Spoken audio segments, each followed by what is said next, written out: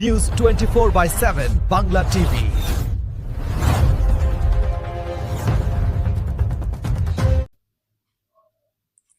ভারতের প্রথম মহিলা আইনজীবী কর্নেলিয়া সোরাবজির স্মৃতির উদ্দেশ্যে Lions Club of Kolkata City of জয়ের উদ্যোগে বুধবার যাদবপুর বিশ্ববিদ্যালয়ের ত্রিগুণা সেন অডিটোরিয়ামে অনুষ্ঠিত হল প্রথম Cornelia Sorabji memorial seminar on women's rights. সেমিনারের মূল প্রতিপাদ্য ছিল the demography of justice, revisiting women's reservation, delimitation attempts, rising violence and need for gender parity in India. দেশের বিশিষ্ট বিচারপতি, আইনবিদ, শিক্ষাবিদ, গবেষক, আইনজীবী, শিক্ষার্থী এবং লায়ন্স সদস্যদের উপস্থিতিতে সেমিনারটি অনুষ্ঠিত হয়। অনুষ্ঠানে উদ্বোধন করেন লায়ন্সের প্রাক্তন জেলা গভর্নর লায়ন পার্থ চট্টোপাধ্যায়। প্রধান অতিথি হিসেবে উপস্থিত ছিলেন মাননীয় বিচারপতি আইপি মুখার্জি, প্রাক্তন প্রধান বিচারপতি মেঘালয় হাইকোর্ট এবং বর্তমান চেয়ারম্যান পশ্চিমবঙ্গ মানবাধিকার কমিশন। বিশেষ অতিথি হিসেবে উপস্থিত ছিলেন লায়ন্সের vice district governor Lion Gautam Seth এবং advocate Soumik Chakraborty, partner S Jalan and company.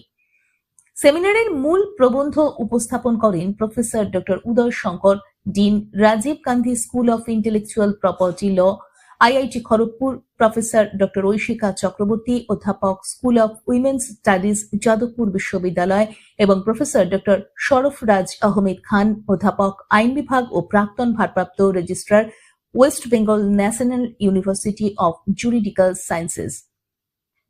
বক্তারা নারীর রাজনৈতিক প্রতিনিধিত্ব, সংরক্ষণ, ডিলিমিটেশন, নারীর বিরুদ্ধে ক্রমবর্ধমান সহিংসতা, সাংবিধানিক সমতা এবং ন্যায়ভিত্তিক সমাজ প্রতিষ্ঠার প্রয়োজনীয়তা নিয়ে বিশদ আলোচনা করেন। সেমিনারের গবেষণাপত্র উপস্থাপনা পর্বের টেকনিক্যাল সেশনে সভাপতিত্ব করেন professor doctor Souvik Roy, dean, Adamas university's law school, doctor Somnath Roy, অধ্যাপক Jogesh Chandra Chowdhury law college, doctor Amit Ghosh, assistant professor, senior grade, school of law, sister Nivedita university, doctor Rajashree Das, assistant professor, Surendranath law college, lion Pampa Ghosh, advocate, Kolkata high court, এবং lion Tanima Bandyopadhyay Biswas, advocate, Kolkata high court, ২৬ বছরের অভিজ্ঞতা সম্পন্ন আইনজীবী ও সেমিনারের ওয়ার্কিং কমিটির convener.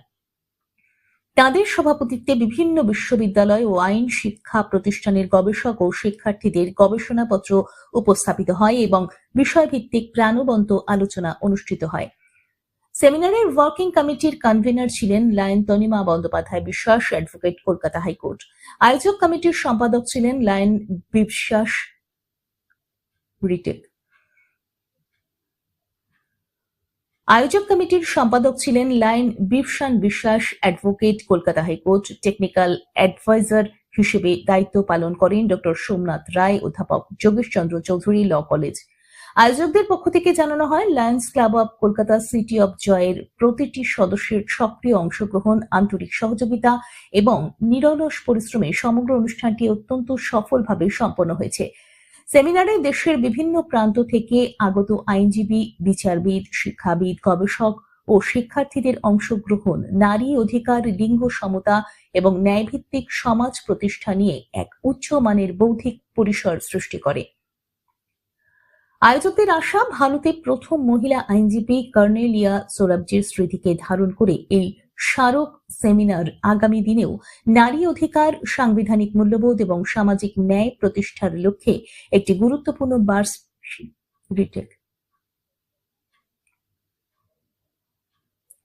আয়োজকদের আশা, ভারতের প্রথম মহিলা আইনজীবী কর্নেলিয়া সোরাবজির স্মৃতিকে ধারণ করে এই স্মারক সেমিনার আগামী দিনেও নারী অধিকার, সাংবিধানিক মূল্যবোধ এবং সামাজিক ন্যায় প্রতিষ্ঠার লক্ষ্যে একটি গুরুত্বপূর্ণ বার্ষিক একাডেমিক উদ্যোগ হিসেবে প্রতিষ্ঠা লাভ করবে।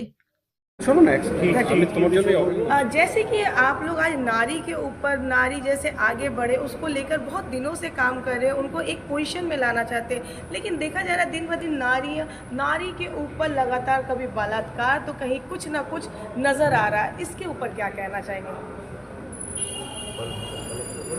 बलात्कार, नारी के ऊपर जो बलात्कार हो रहा है, अच्छा बांग्लाয় বলবো না না বলাৎকার মানে কি অত্যাচার दर्शन रेप वगैरह rape, sexual assault, continuous sexual violence against women. সেই তো বলছি যে ফার্স্ট অফ অল नारी को शक्ति दरकार नहीं है, वो नारी नेचुरल शक्तिमान है। देवी दुर्गा, देवी काली, उनसे ही हम लोग जन्म लेते हैं। मगर इंसान का भीतर कोई भगवान होता है, कोई शैतान होता है। तो हम लोग को भीतर कोई शैतान होता है जो नारी का शक्ति को दमन करने का कोशिश करता है। तो हम लोग का वो अटेम्प्ट हुआ वो शक्ति को हम लोग नारी का ऊपर, नारी को टॉर्चर, नारी को ऑप्रेस करने के वो नहीं मिले, चांस नहीं मिले। तो रेप या वो होने का बाद एक्शन लेने का एक्शन तो हम लोग लेते ही है, बट मोर इम्पोर्टेंट जो आदमी का भीतर आपको पहले से ही प्रोपेंसिटी दिखाई देगा कि he is like a beast, जानवर का माफिक है, उनको थोड़ा अंदर रखो और দরকার হলে আমি হোম মে কনফাইন করতে রাখবো। আর কি করে বুঝবে যে একটা মানুষের মধ্যে এই শয়তানি চিন্তা ভাবনা রয়েছে? থেকে বুঝতে পারবে সাইকিয়াট্রিস্ট, সাইকোলজিস্ট। এর জন্য কি কোনো সেমিনার করা দরকার আছে যে এগুলো দরকার নেই? পাড়ায় পাড়ায় স্কুলে স্কুলে ওরকম আইডেন্টিফিকেশন দরকার। সবাইয়ের এই প্রপেন্সিটি থাকে না যে মানে মানে ফিজিক্যাল এত মানুষের মধ্যে আইডেন্টিফাই করবে কি করে? সেটা প্রফেশনালের দরকার। Thank you sir. এই প্রফেশনালের দরকার। কার ভেতর মার্ডারাস প্রপেন্সিটি আছে, কার ভেতর রেপিস্টের প্রপেন্সিটি আছে, সে যে সাইকোপ্যাথিক কিলার অনেকে আছে যে মহিলাকে মানে প্রথমে সেক্স করে তারপর খুন করে, তারপর এই চিন্তা ভাবনাটা প্রথম থেকে তাদের মধ্যেই কি থাকে মনে করছেন? থাকবে, তাদের নর্মাল লোক এটা করবে না। একটা প্রচণ্ড ফিজিক্যাল পাওয়ার লাগে একটা লোককে মার্ডার করতে, প্রচণ্ড ফিজিক্যাল পাওয়ার লাগে একটা মহিলাকে রেপ করতে। অত সহজেই পাওয়ারটা আসে না। নয় তার মস্তিষ্ক বিকৃত, আর নয় তার কোনো চরিত্রে মানে গঠনে প্রবলেম আছে। সেটাকে আইডেন্টিফাই করে prevention is more important than taking action after the incident. সে তো হয়েই গেল, সে তো মারাই গেল, রেপ অ্যান্ড মার্ডার হয়ে গেল। তারপর পরিণামটা কি? তারপর কান্নাকাটি করে লাভ তো কিছু নেই। You have to prevent those people. আগে থেকে প্রস্তুতি। Thank you. বিকজ নর্মাল মানুষ আর ভেরি রেসপেক্টফুল টুয়ার্ডস উইমেন। আমি তো দেখি না রাস্তাঘাটে কেউ ওই করে, ভেরি পিসফুল। দিদি কি বলছিলেন? আমি যেটা বলতে চাইছি সেটা হচ্ছে দীর্ঘ 109 বছর ধরে লায়ন্স ক্লাবস ইন্টারন্যাশনাল সারা পৃথিবী জুড়ে মানুষের জন্য মানুষের সাথে কাজ করছে। হেলথ হাইজিন নিয়ে, বিশেষত ওমেন হেলথ হাইজিন নিয়ে আয়রন ক্যাপসুলস আমরা ডিস্ট্রিবিউট করি, আমরা স্যানিটারি ভেন্ডিং মেশিন বসাই, আমরা মায়েদের যে পুষ্টি তাই নিয়ে কাজ করি। খুব কম ক্ষেত্রে লিগাল অ্যাওয়ারনেস নিয়ে কাজ করা হয় এবং Lions club of Kolkata city of joy since last 12 years legal awareness এবং legal help to the women এটা নিয়েই কাজ করে চলেছে। দিদি, নতুন সরকার আসার পরে নারীদের ক্ষেত্রে নতুন আইন বলবৎ করেছে, কি বলতে চান? কতটা কি করেছে এখনো তো একটা ইমপ্লিমেন্টেশন, একটা যেটা হচ্ছে থানায় গেলে আগে কেসটা নিত না। এ তো আমার এরা তো জিজ্ঞেস করছে সবাই আমার পেশাগত জায়গা থেকে, আগে কেসটা দেওয়াটা খুব চাপ হতো। কমপ্লেন দিয়ে আমরা অনেক ক্ষেত্রেই দেখতাম আমাদের নির্যাতিত মহিলারা ঘুরে ঘুরে ফেরত চলে আসতো। বিভিন্ন ক্ষেত্রে নির্যাতিত, তার গার্হস্থ্য হিংসার কেউ শিকার, কেউ সামাজিক হিংসার শিকার, কারুর ওপরে ফিজিক্যাল অ্যাসাল্ট হচ্ছে, ধর্ষিতা হচ্ছেন।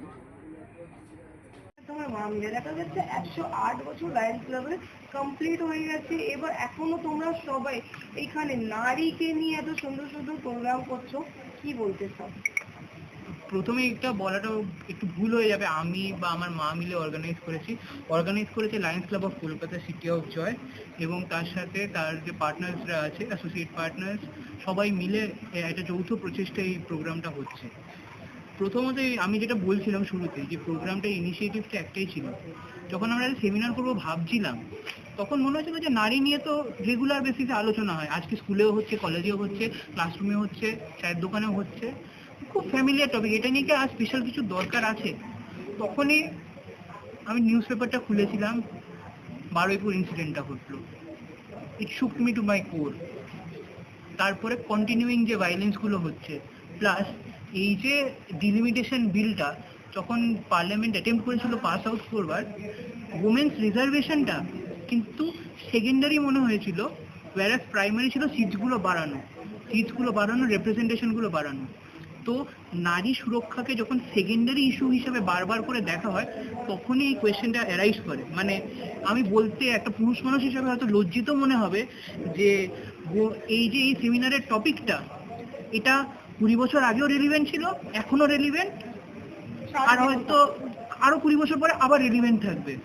সেই জায়গাটা থেকেই যে একটা একাডেমিক এন্ডিভার এবং একটা ইনিশিয়েটিভ নিয়েছি, যাতে সিভিল সোসাইটি, কারণ এইখানে এই সেমিনারে যারা প্রেজেন্ট করছে পেপার বা যারা পার্টিসিপেন্টস, মোস্টলি ল স্টুডেন্টস এবং বিভিন্ন ডিসিপ্লিন থেকে স্টুডেন্টরা এসছে, যদি ইউথ কিছু করতে পারে, তাদের বিভিন্ন, আজকে যদি পেপারগুলো যখন পড়বে তখন দেখতে পাবেন যে বিভিন্ন রকম নতুন নতুন ইনিশিয়েটিভস নিয়ে পেপার্স পড়েছে। আমাদের একটা পেপার্স পড়েছে অ্যালগোরিদমের ওপরে বেস করে যে জব থেকে এক্সক্লুড করা হয় মহিলাদেরকে, তার উপরে এই ডিফেক্টসের যে কন্টিনিউয়াস রাইজ হচ্ছে তার উপরে। এইগুলো নিয়ে যখন আলোচনা হবে, এই যে এই কমিউনিটির মধ্যে এখানে অ্যাটলিস্ট 300 জনের কাছাকাছি অডিয়েন্স প্রেজেন্ট রয়েছে, প্লাস 50-40 গেস্ট রয়েছে, সবার মধ্যে যদি একটা অ্যাওয়ারনেস স্প্রেড করে, তাতে যদি 2% 3% চেঞ্জও হয়, তো ওয়ে সিচুয়েশন ইজ পারসিভ, তার থেকে বড় তো আর কিছু হতে পারে না। এটাই ছিল ইনিশিয়েটিভটা। আমি থ্যাঙ্কফুল, আমি ক্লাবের প্রেসিডেন্ট হিসাবে এই জায়গাটা পেয়েছি। এই যে সকল মানসিক আচ্ছা, এই প্রোগ্রামের বিষয়ে একটু বলবো। আজকে অ্যাকচুয়ালি আমাদের Calcutta city of joy, Lions club ক্যালকাটার একটা অংশ, এই আমাদের ওমেন্স রাইট সম্বন্ধে যে প্রচার সেমিনার শুধু নয়, লিগাল সেমিনার শুধু নয়, সেটা একটা প্রচারও অডিটোরিয়ামে। কিন্তু মেন জিনিস হচ্ছে একটা নারী সুরক্ষা থেকে ইম্পর্টেন্ট হচ্ছে ভ্রূণ হত্যা। এখনও কিন্তু আমরা সেইভাবে যেতে পারিনি। হ্যাঁ, যে এত ভ্রূণ হত্যা হচ্ছে, যে ইকোলজিক্যাল ব্যালেন্স নষ্ট হয়ে যাবে। এটা আমাদের দেশে কিন্তু এত কিছু হওয়ার পরে 20th সেঞ্চুরি দাঁড়িয়েও আমরা কিন্তু সেটাকে পুরোটাই নিয়ে করতে পারিনি। আজকে দেখুন, যদি অন্যদিকে তাকিয়ে দেখেন সেই ব্যাপারটা, তাহলে তো আমরা রিপ্রোডাকশন বন্ধ হয়ে যাবে, আমাদের তো বন্ধ হয়ে যাবে জেনারেশন। আমাদের সমাজ এত শিক্ষিত হওয়ার পরেও যে হচ্ছে, সেই জায়গাটাকে আমরা একদম চাইছি যে ভিতরে যেন ব্যাপারটাকে ছড়িয়ে দেওয়া যায়।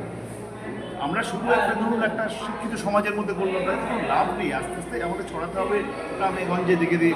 আপনার নাম বলছেন যে ভ্রূণ হত্যার ব্যাপারটা, এখানে নারী তো কোনো অংশে পুরুষের থেকে কম নয়, একদমই। তবুও কেন ভ্রূণ হত্যা হচ্ছে? এই যে চিন্তা ভাবনাটা, শুনুন, তাহলে একটা বিরাট ইতিহাস বলতে হয় যে পিতৃতন্ত্র মাতৃজাত যে সমাজ ব্যবস্থা প্রথমে ছিল, সেখান থেকে কেন পিতৃতন্ত্র আসে। এই যে চিন্তাটা, এটা আজকের চিন্তা তো নয়, এটা ডিপ রুটেড। এই চিন্তাটা থেকে তো আমাদের বেরিয়ে আসতে হবে, আমাদের তো আলোটা দেখাতে হবে, অ্যাটলিস্ট পথ, যাতে পরবর্তী প্রজন্মরা বুঝতে পারে যে এটা ঠিক নয়, এগুলো নয়। এবং নারী যদি ভ্রূণ হত্যা, নারী যদি না ভ্রূণ করতো, তাহলে পুরুষ তো জন্মাতো না। জন্মাতোই না, ছেড়ে দিন, আমাদের জেনারেশন জন্মাতো না, মেধা জন্মাতো না, সব শেষ হয়ে যেত। এই যে আপনি দাঁড়িয়ে আছেন, আমি দাঁড়িয়ে আছেন, উনি দাঁড়িয়ে আছেন, আপনারা একটা কাজের সঙ্গে যুক্ত, আপনাকে ইন্টেলিজেন্স আপনার 60% মনে হয় মায়ের কাছ থেকে আসে। তাহলে থ্যাংক ইউ। আপনার নাম? Debraj Basu, trainer, Lions Club City. নারী শক্তির উপরে আজকে এখানে যে সেমিনার হলো, কি বলবেন? নারীরা মানুষের কতটা ঊর্ধ্বে এবং নারীরা সব কিছু ঊর্ধ্বে, কি বলতে পারি না? এই ধরনের সেমিনারের প্রয়োজনীয়তা কখনো ফুরোয় না। আর নারীরা সব কিছুর ঊর্ধ্বে এটা তো মানতে পারবো না, কারণ আমাদের এখনো পর্যন্ত, যেটা আমি শুরুতেই বললাম, যে আমরা সব থেকে প্রিক্যারিয়াস সিটিজেন।